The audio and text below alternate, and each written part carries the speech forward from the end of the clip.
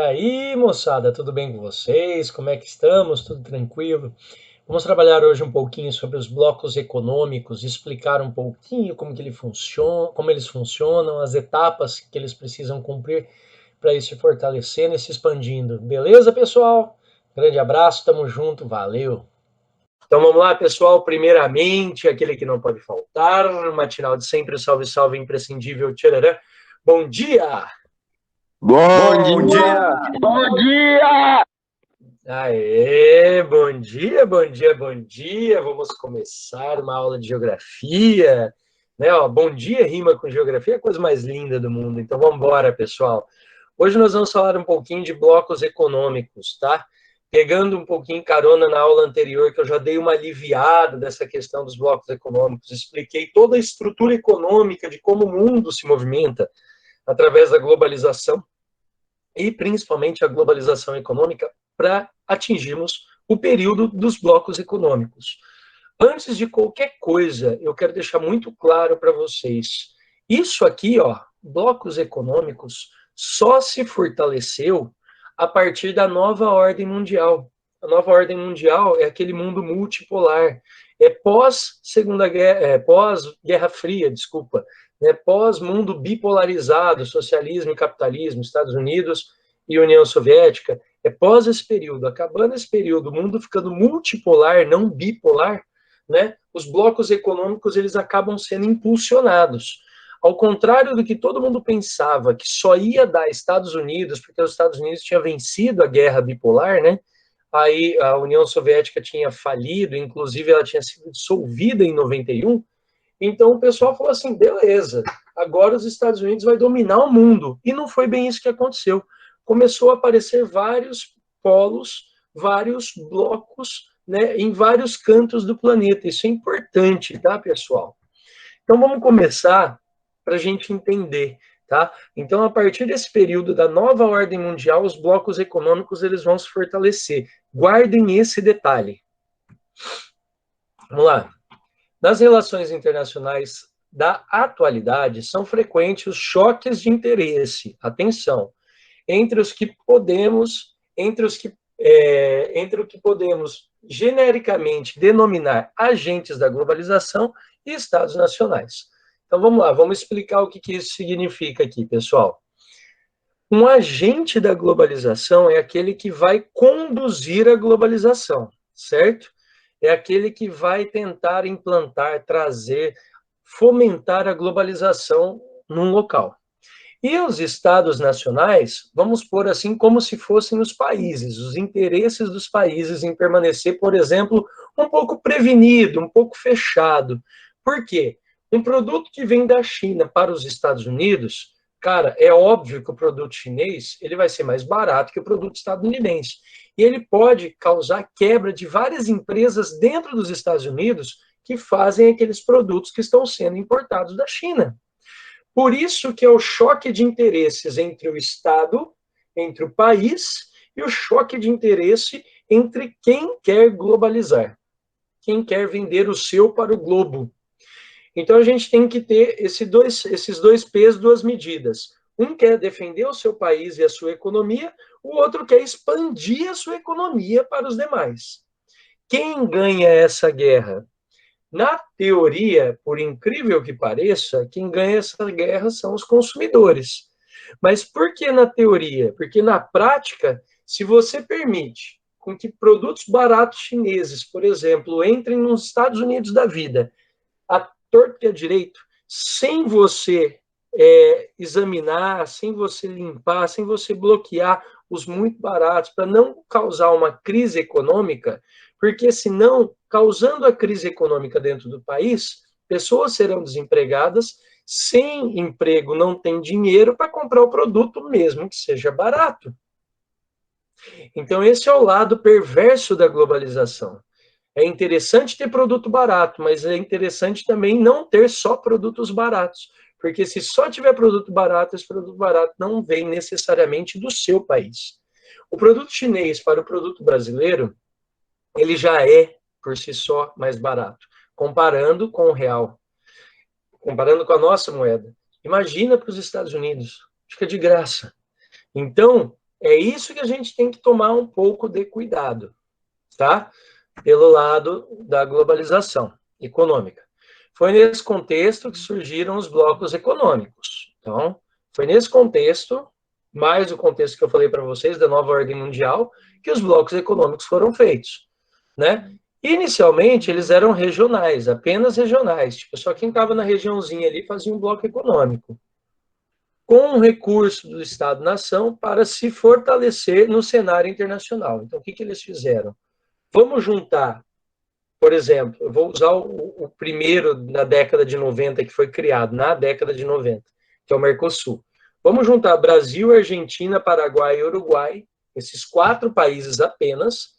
Vamos juntar nós 4 para nos fortalecermos perante esse mercado globalizado e a invasão de produtos que vem de fora. Beleza? Esse é o contexto. Agora, olha aqui, ó. De acordo com o grau de interação entre os países membros, os blocos econômicos podem ser divididos em vários tipos. Então, vai muito também do interesse de cada país. Agora vem a segunda etapa. Vamos descobrir, então, como que eles fizeram depois que... vamos se juntar em blocos. Beleza, primeira etapa. Segunda etapa, vamos decidir até onde nós vamos. Como que nós vamos ser? São 4 níveis de divisão. Eu vou passar para vocês aqui, ó. Formação dos blocos econômicos regionais. Primeiro tipo, é o exemplo mais raso. Zona de livre comércio, em que apenas as tarifas alfandegárias são eliminadas. Então, pessoal, só as tarifas de produtos de um país para o outro que é eliminado, certo?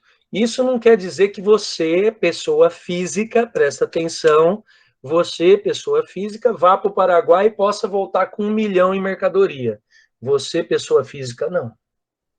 Mas empresa pode.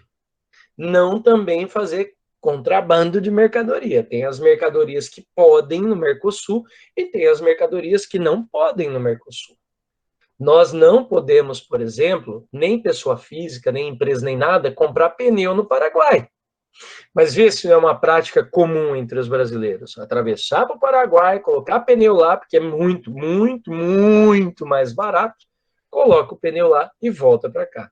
Isso é uma prática extremamente comum. Atenção, atenção.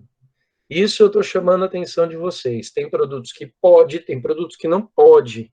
Tem produtos que têm um limite maior, tem produtos que têm limite menor. Quantos brasileiros não estão no Paraguai? Os brasileiros estão lá no Paraguai produzindo, fazendo produções e produções de soja, plantando o soja e trazendo para o Brasil. Esse pode. Coloca no caminhão, atravessa do Paraguai para o Brasil, beleza. Então, essa tarifa alfandegária está ok. Para o soja, está negativo, não pode, para o pneu. Beleza, pessoal? Então tá. São eliminadas, permitindo a livre circulação de mercadorias de um país para o outro.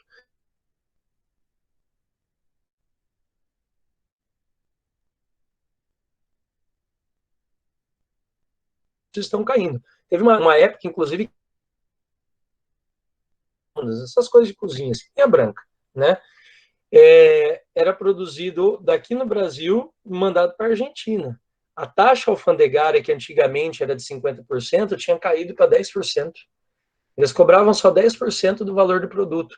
Então, os produtos brasileiros inundaram o mercado argentino. Isso aí fez também com que quebrasse a economia argentina. Assim como em épocas mais passadas, né, ali por 98, 99, a Argentina produzia carros e mandavam para o Brasil. Né? Aqueles, como é que chama?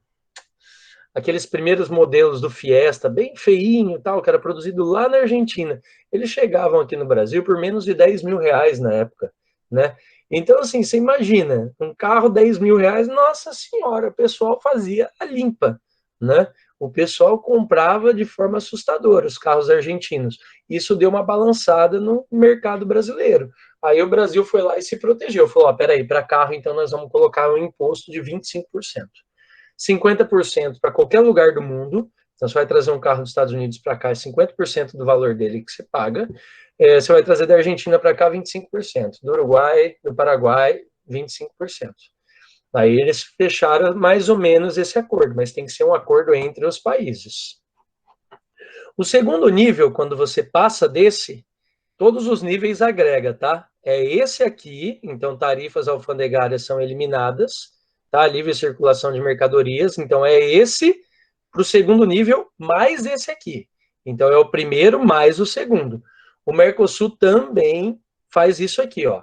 União Aduaneira, que constitui uma evolução em relação às zonas de livre comércio. São estabelecidas tarifas externas comuns para os parceiros que não fazem parte do bloco. Então, o Mercosul já tem esse primeiro e também o segundo. Joia? O que é isso aqui, professor? Você consegue me dar um exemplo, explicar? Vou explicar, pessoal. Antigamente, vamos pegar o caso do carro, que nem a gente estava falando. Trazer um carro importado dos Estados Unidos para o Brasil, antigamente, você chegava a pagar 100% do valor dele de imposto. Então, na teoria, não valia. Aí depois baixou para 50% aqui no Brasil. Beleza. Enquanto, trazendo esse carro pelo Paraguai, sempre foi 20% do valor dele. Então, o que tinha muito brasileiro fazendo? Ia para o Paraguai, trazia o carro importado para o Paraguai e do Paraguai pegava e vinha dirigindo para o Brasil. Tudo bem? Então, só para vocês terem uma ideia. Aí, o que eles combinaram? Então, parou. Carro, trazer de fora para dentro, para o nosso bloco, o Mercosul. Vamos combinar uma taxa. Quanto que vai ficar o carro? 50%. Beleza, 50% para todo mundo. É 50% do valor entrando no Paraguai, 50% do valor entrando na Argentina, 50% entrando no Paraguai, 50% entrando no Brasil. Se for trazer o soja, um exemplo, né? Não, vamos pegar outra coisa, vamos pegar o trigo, que é uma coisa que a gente importa. Se for trazer o trigo, quanto que vai custar o trigo? 20% para todos os países. Então, é 20% entrando pelo Paraguai, é 20% entrando pelo Brasil, porque antigamente era tudo desregulado. Aí você ia no país vizinho, que fosse mais barato a taxa de importação daquele produto, importava pelo país vizinho. E o seu país deixava de ganhar. Pegou a ideia?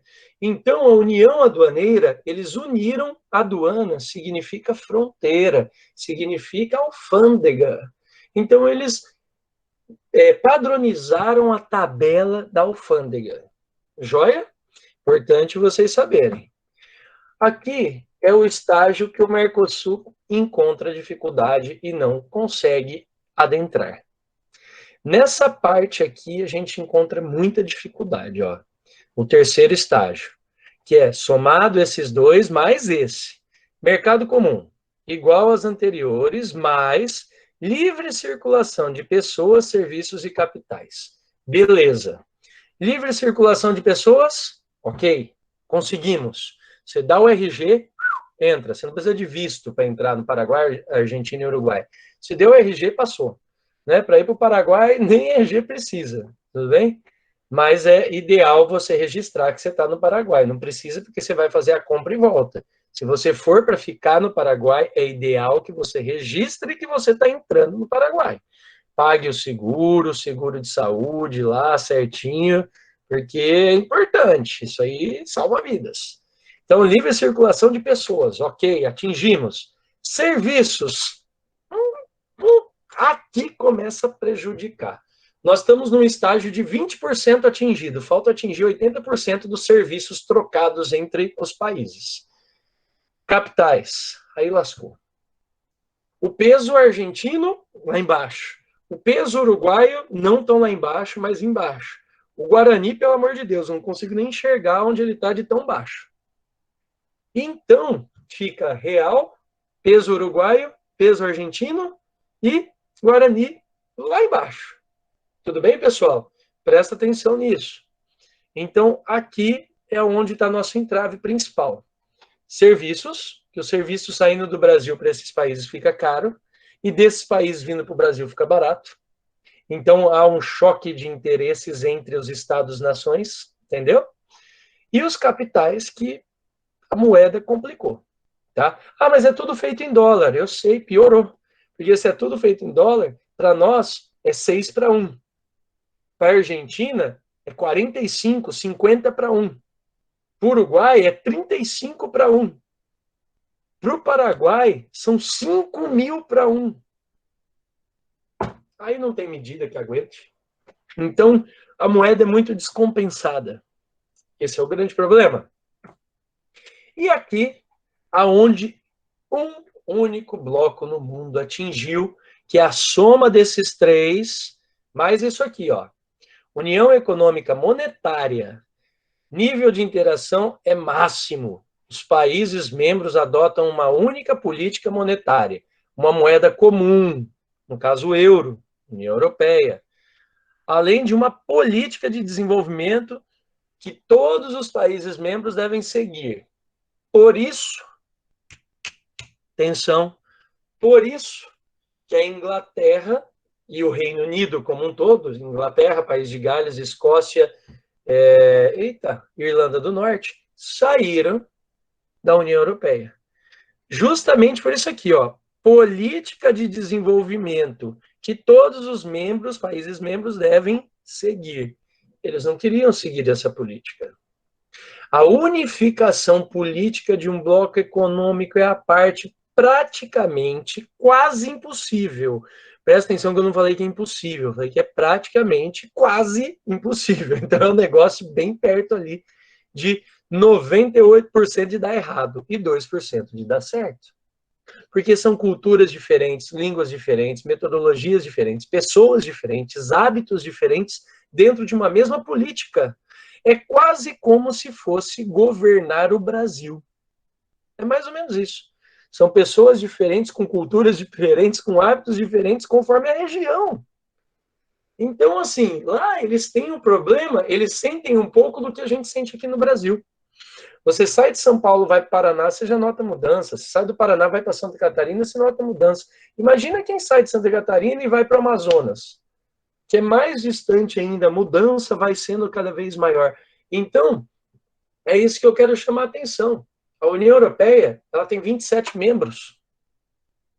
Beleza? O Brasil tem 27 unidades federativas, 26 estados e o Distrito Federal. Por isso que eu falo que é muito semelhante nessa questão. Mas só, tá, pessoal? Porque a história de cada país europeu é muito forte. Eles não têm uma língua para ligar eles. Isso é importante. Né? Nós temos a mesma língua. Lá não. Lá eles não têm a mesma língua. Eles não têm uma religião base. Lá, cada um tem o seu. Então é interessante isso também. Vamos lá. Vamos falar agora dos blocos. Como eu já dei as características, falar dos blocos fica fácil. Ó, Mercado Comum do Sul, Mercosul, criado em 1991 pelo Tratado de Assunção, capital do Paraguai. Buscou estreitar vínculos comerciais entre os países da América do Sul, zona de livre comércio. Beleza, nós atingimos. A zona de livre comércio foi tranquila. Posteriormente, a criação de uma tarifa externa comum que valeria para as relações comerciais com os países que não fazem parte do bloco. União Aduaneira. Olha aí, está registrado. Dessa forma, o bloco evoluiu para a União Aduaneira, o que se deu com a assinatura do protocolo de Ouro Preto, Minas Gerais, né, claro, em 1994, pessoal. Joia? Foi um marco simbólico fazer em Ouro Preto, porque, para quem não sabe, durante o período histórico brasileiro, cogitou-se sim tirar a capital de Salvador e mandar para Ouro Preto. Só não levou, porque na época o sistema de transporte terrestre era horrível. Sair de Ouro Preto e chegar até Paraty, no Rio de Janeiro, que é quase uma linha reta, né? Mas só que tem o relevo de Minas Gerais, que Deus que me livre, que é uma subida e descida sem fim. Né? Cheio de armadilhas, etc., perigos, serras e etc., então os caras desencanaram de fazer a capital em Ouro Preto e transferir a capital para Rio de Janeiro. Inicialmente também ia ser em Paraty, mas só que Paraty não cabia, estava muito entre serra, o espaço era muito pequeno. Foram para o Rio de Janeiro, para a Baía da Guanabara. Na Baía da Guanabara, lá eles fizeram. Fato que chamava, né, o estado, o Distrito Federal na época chamava Guanabara, em homenagem à Baía de Guanabara, no Rio de Janeiro. Beleza? 1994, o ano do Tetra, é Tetra. Vamos lá. Vale destacar que a tarifa externa comum deve servir para cobrir impostos de importação comum. Então, pessoal, É importante destacar isso. A importação comum que vai existir dentro do bloco vai cobrir essa tarifa de cada país. Se o Brasil importar alguma coisa ou exportar alguma coisa, essa tarifa que vem de fora fica para o Brasil, para cobrir os custos e os prejuízos por não estar comprando um produto brasileiro. Entenderam? Por isso que cobra taxa de importação. Porque você vai pagar pelo menos o imposto. Você quer comprar de fora? Compre. Mas o imposto você não vai deixar de pagar. Porque eu, Brasil, preciso de imposto para sobreviver. Eu, presidente do Brasil, preciso de imposto para poder pagar minhas contas. Beleza? Atenção com isso. Vamos lá, pessoal. Mercosul, países membros em 2017. Olha só que interessante. Neste mapinha, é o jogo, não é jogo dos 7 erros, aqui é jogo de um erro só. Qual é o erro deste mapa? Este mapa tem o erro, a Venezuela. Hoje, a Venezuela não é mais membro. Na verdade, a Venezuela, ela nem chegou, de fato, consumado a ser membro. Queriam colocar a Venezuela como membro e a Bolívia, que estava no processo também de entrar como membro. Mas os dois países passaram por graves problemas políticos com as suas lideranças. Evo Morales, Bolívia, Hugo Chávez e, posteriormente, Maduro, né, que é o filho postiço do Hugo Chávez, né? Então, esses dois países acabaram retirados, inclusive da possibilidade de participar do Mercosul. Joia? Então tá. Pessoal, países associados são os demais. Se você observar aí, nós temos os países associados ao Mercosul, é sócio. Eles não têm poder de voto, não têm poder de veto. Eles simplesmente participam mandando a mercadoria. Então, por exemplo, quando eu entrei na Bolívia, quando eu entrei no Peru, quando eu fui para a Venezuela, a Guiana, apesar de não fazer parte, também só apresentando o RG. Apresentando o RG vai, certo? A questão da Colômbia, por exemplo, nós tínhamos o casamento do nosso amigo Alex na Colômbia, ele ia casar aqui, ó, nessa região aqui, ó, onde eu tô com o mouse, bem no Mar do Caribe ali, ele casou na beira da praia. E aí a gente estava indo para lá. As fronteiras tinham acabado de se fechar aqui cadê? Aqui, ó, em Roraima, né? Elas acabaram de fechar, a gente só podia ir de avião. Aí criou dois problemas. Eu não tenho passaporte, porque avião precisa ser passaporte, tá? Se você passa pelo aeroporto de Eldorado, então avião precisa ser passaporte e outra tem problema com avião. Então não ia rolar. Infelizmente, a gente estava aqui para pegar um ônibus na Venezuela e vir aqui para o casamento dele. Não rolou vir para o casamento dele, porque não aconteceu, né? Peço já minha desculpa para o Alex aí. Mas, só para vocês entenderem, todos esses países nós entramos aqui, ó, os circunvizinhos, nós entramos com RG. Beleza, pessoal? Então, bora lá. Continuando, NAFTA. Esse é um outro bloco econômico. Esse aí é o bloco econômico da exploração do México, né? Professor? Oi. Fala. Professor, por que esses blocos econômicos, eles têm alguma coisa a ver com a crise na Argentina? Não, na verdade, é até bom você perguntar. A Argentina, ela foi gerida de um jeito que acabou não dando muito certo e acabou afundando um pouquinho mais sua economia, tá? A Argentina, ela tinha uma metodologia semelhante à do Brasil, Vitão, que é de auxílio populacional. Então, vamos ajudar a população, vamos trabalhar para a população. É aquele negócio de ajudar mesmo as pessoas, não se preocupar com a economia tanto, porque eles pensam assim, se as pessoas estiverem trabalhando, se as pessoas tiverem o mínimo de dinheiro, eles vão movimentar a economia, certo?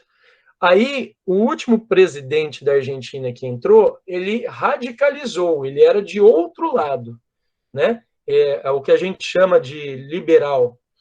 E ele era muito liberal, o ex-presidente do Boca Juniors, né? O Macri. Aí ele era muito liberal. O que ele fez? Ele liberou a economia. O que aconteceu quando um país que está acostumado a ter ajuda governamental, quando você libera a economia? O pobre não recebe mais a ajuda, fica mais pobre. O rico, ele se beneficia, porque o presidente liberal, ele fala assim, lembra que a gente estudou liberalismo, é assim, ó, quando você estuda o liberalismo, a economia por si só, a mão invisível, a economia se autogestiona, ela vai se gerir, entendeu? E é perigoso, porque a maioria da população da Argentina não tem dinheiro para se autogerir. Então, quem é pobre na Argentina ficou mais pobre. Quem é rico na Argentina ficou mais rico. Então, aumentou a desigualdade social. Aumentando a desigualdade social, acontece crise econômica, porque o pobre não tem dinheiro para comprar. E o pobre é a maioria. Se a maioria não tem dinheiro para comprar, a economia trava. Então, não deu muito certo. Aí agora eles tentaram voltar para um cara que é o que o pessoal chama de esquerda, certo? E esse cara tá naquele jeito. Eu vou ajudar a população, mas eu não tenho dinheiro. Fala. Peronismo. Lá o pessoal. Olha, então, O peronismo ainda não é o peronismo, cara, é que não é aula. Eu queria tanto falar, mas é muito grande. O peronismo foi uma ideia, na época do Perón, que deu certo, na época, entendeu? Quem vive de passado é museu. A economia agora ela é dinâmica. Então, a metodologia política peronista, ela meio que travou no tempo, entendeu? O que a gente chama de esquerda, na Argentina de peronismo, por exemplo, você tem que ampliar os horizontes, você não perder a identidade daquele sistema político, mas só que você tem que se adaptar ao mercado. Assim como os antigos direitas, vamos dizer aqui do Brasil, as metodologias antigas de direita no Brasil já não funcionam mais, elas têm que se adaptar ao mercado também. Você não pode, hoje em dia, o mundo é globalizado. Se você for extremo esquerda, se você for extremo direita, cara, você está perdido. Porque não funciona. A política hoje em dia não permite. E a Argentina está sentindo esse gosto amargo. E nós, enquanto brasileiros, poderíamos olhar para esse gosto amargo que os hermanos estão sentindo e não caminhar para o mesmo lado. Não sei se vocês conseguiram pegar. Então, é toda uma questão política. Respondendo sua pergunta, o bloco econômico não prejudicou. Muito pelo contrário.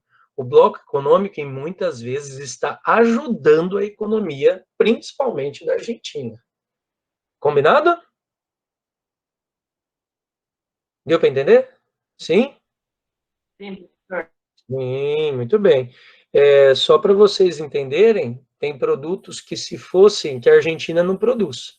Se fossem importados sem tarifa mais baixa, os produtos estariam mais altos. Por isso que eu estou falando que está salvando os caras.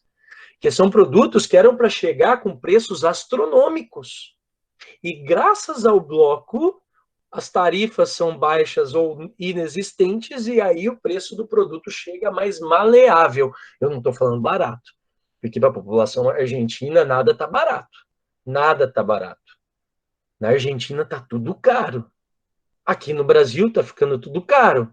Nós estamos no caminho. Ou a gente tira o pé desse caminho e traça um caminho novo, ou nós estamos lascados. Preste atenção. A gente podia já ter aprendido com a Argentina, certo? A gente podia ter aprendido com o Paraguai. Nós poderíamos ter aprendido com a Bolívia. Nós poderíamos ter aprendido com a Venezuela. Está todo mundo na nossa volta tendo probleminhas. E não quer dizer que a gente não está com problema, não, tá? Que a gente está com problemão. Vamos lá. Falar do NAFTA. Eu gosto dessas aulas de geopolítica, porque assim dá para fazer pensar, entendeu? Você fala assim, pô, cara, será mesmo? Eu acho legal esse esquema de pensamento, né? O NAFTA, pessoal, como eu estava falando para vocês, é um bloco para explorar o México. Olha só que beleza. O Tratado Norte-Americano de Livre Comércio, NAFTA, que é a sigla em inglês, né? North American Free Trade Agreement, né? Isso aí, meu inglês fantástico. Criado em 1992, caracteriza-se como zona de livre comércio. Disso aí nunca passou, só ficou em zona de livre comércio. Reparem um ano, ele foi feito um ano depois do Mercosul. Para quem não sabe, pessoal, lógico que isso não é didático que eu vou falar, mas foi uma resposta dos Estados Unidos ao Mercosul. Que quando o Mercosul se juntou, o mundo inteiro passou a olhar, porque falou assim, cara, a Argentina produz bastante, o Brasil produz bastante. Se juntaram, e ainda de quebra vem Uruguai e Paraguai, rapaz, aquele bloquinho ali vai ter um comércio bacana. Aquele bloquinho ali vai ter um mercado consumidor bom. Então o mundo passou a olhar para ali. Os Estados Unidos deu o troco no ano seguinte, fazendo o NAFTA, que na verdade, nessa época, ele queria fazer um negócio chamado ALCA, que era a Área de Livre Comércio das Américas. Teve até um abaixo-assinado, onde o Brasil optou, 93% da população brasileira optou pelo não livre comércio das Américas, porque os produtos estadunidenses iam inundar o Brasil. Nós seríamos um novo México. Entendeu? Para nós é terrível para a nossa economia. Então, quando nós falamos não, o ALCA não saiu do papel. Glória a Deus. Como diria, eu esqueci o nome dele. Glória a Deus. Né? Vamos lá. NAFTA reúne os países da América do Norte, Canadá, Estados Unidos of America e México. Tudo bem? Vamos lá. O acordo entrou em vigor em 94, com um prazo de 15 anos para que os países membros eliminassem todas as barreiras alfandegárias. Tá, eu acho que vocês são bons de conta, vamos fazer uma continha rápida, 94 mais 15 dá 2009, certo? Chegou 2009, todos eliminaram as barreiras? Sim, o México eliminou, o Canadá eliminou, os Estados Unidos não. Estados Unidos falou, não vou eliminar minhas barreiras, eu tenho que proteger o meu mercado. Aí, nesse meio esquema, o México já estava totalmente dependente dos Estados Unidos. Ele ia falar, agora eu vou pôr barreira alfandegária? Não podia, porque a economia mexicana já estava enraizada dentro da economia dos Estados Unidos. E aí? O México ficou dependente. Só para vocês terem uma ideia, fábricas dos Estados Unidos saem dos Estados Unidos, vão para o México, produzem lá e levam tudo para os Estados Unidos. Não paga nada de imposto. O México não ganha nada, só ganha o salário que é pago pela mão de obra. Olha só que tenso se nós tivéssemos aceitado o ALCA. Então, importante. Vamos lá.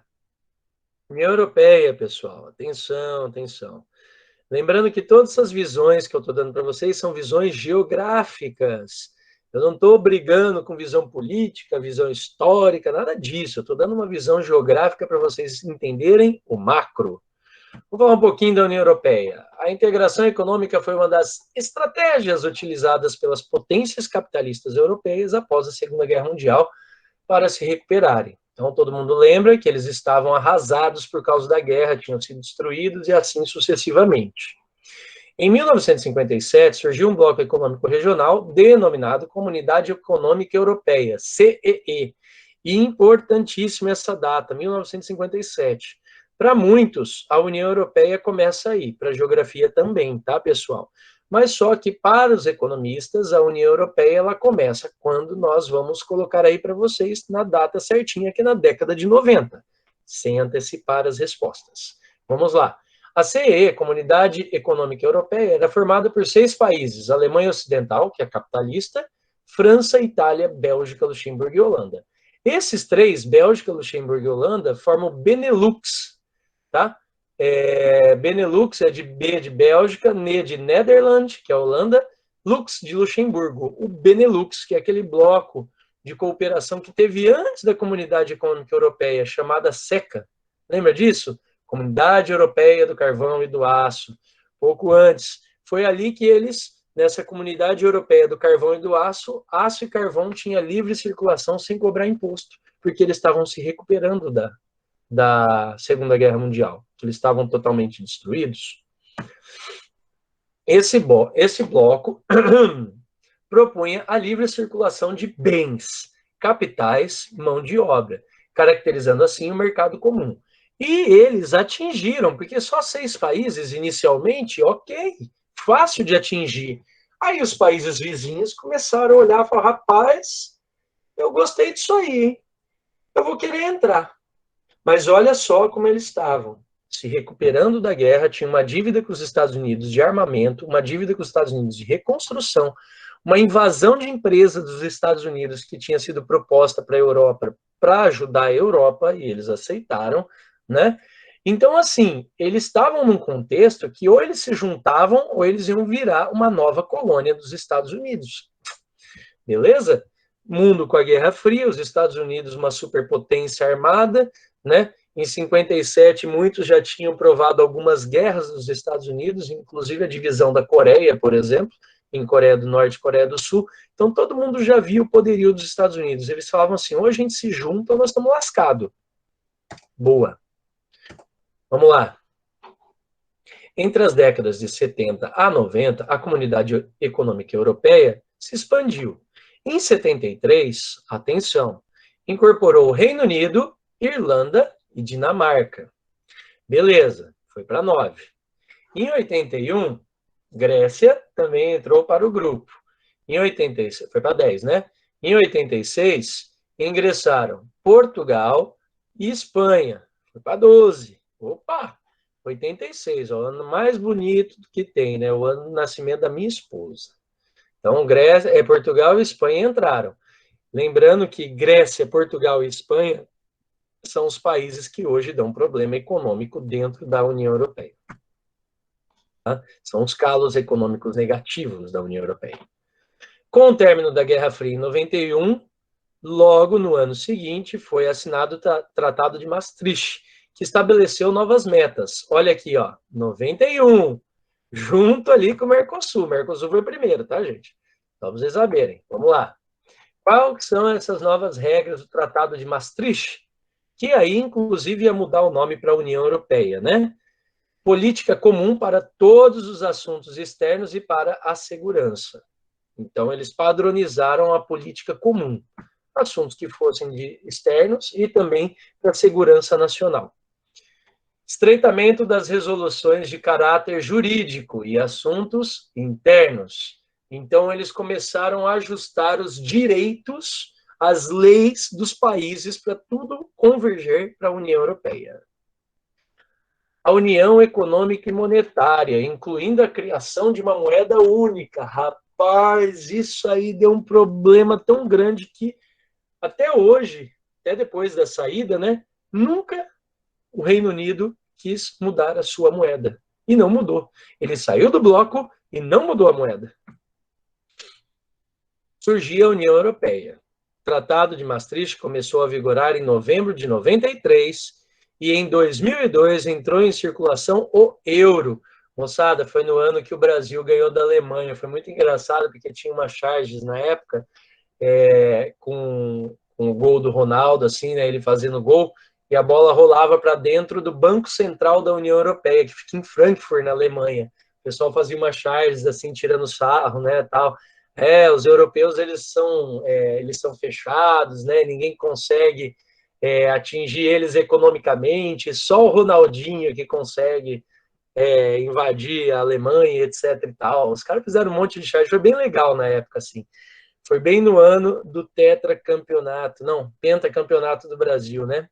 Entrou em circulação o euro, a moeda única europeia do Banco Central da Europa, que fica em Frankfurt, na Alemanha. Frankfurt não é a capital da Alemanha, mas é a cidade mais importante. É como se fosse São Paulo para o Brasil, entendeu? A capital brasileira é Brasília, óbvio, né? Todo mundo sabe, mas só que a cidade mais importante do país é São Paulo, indiscutivelmente. Lá na Alemanha é a mesma coisa. Berlim é apenas uma capital política, tá? Ela tem importância pelo Muro de Berlim, que estava lá na cidade, eles ainda deixam algumas marcas dessa época, tal, para o alemão sempre se lembrar, né? Mas só que a cidade mais importante mesmo é Frankfurt, tá? Como é que chama mesmo? A Lufthansa, por exemplo, a sede dela é em Frankfurt, tá? Que é uma das grandes operadoras de aviação do mundo. Bora lá.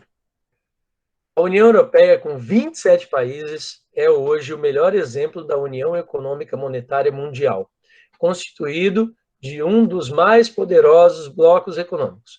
Então, esses 27 países hoje membros, tá, da União Europeia, eles são formados e considerados, dentro da União Econômica Monetária, o melhor exemplo dentro do mundo, como nós falamos lá atrás. Vale destacar que em 2016 o Reino Unido decidiu, por meio de um referendo popular, se retirar da União Europeia. Beleza. O Parlamento Europeu aprovou hoje, dia 29, em Bruxelas, o acordo de saída do Reino Unido da União Europeia. Presta atenção, a última formalidade que faltava para o Brexit se concretizar na próxima sexta-feira, dia 31. Olha de quando que é esta notícia, pessoal. 29, publicado em 29/1/2020, pessoal. Atenção, né? 5 horas da tarde. Então, é importante que vocês peguem essa ideia. Dia 29 de janeiro desse ano, que foi quando saiu a notícia, hoje, 29, né? Os caras já era o acordo que faltava no dia 31 de janeiro de 2020, eles saírem da União Europeia. Joia? Tranquilo? Bora lá para o próximo slide. Isso é interessante, só para a gente saber, né? Muito obrigado pela atenção, obrigado pelo carinho. Agora eu abro para perguntas. Vamos lá, pessoal? Eita, moçada, muito bom. Aula de blocos econômicos, tranquilo. Espero que tenham gostado, o pessoal tenha aproveitado. Um grande abraço para todos vocês aí. Não esqueçam de se inscrever aqui no canal. Opa, tá aqui, isso. Não esqueçam de aproveitar aqui os videozinhos também disponibilizados para vocês. Beleza? Valeu, moçada. Tchau, tchau. Até mais.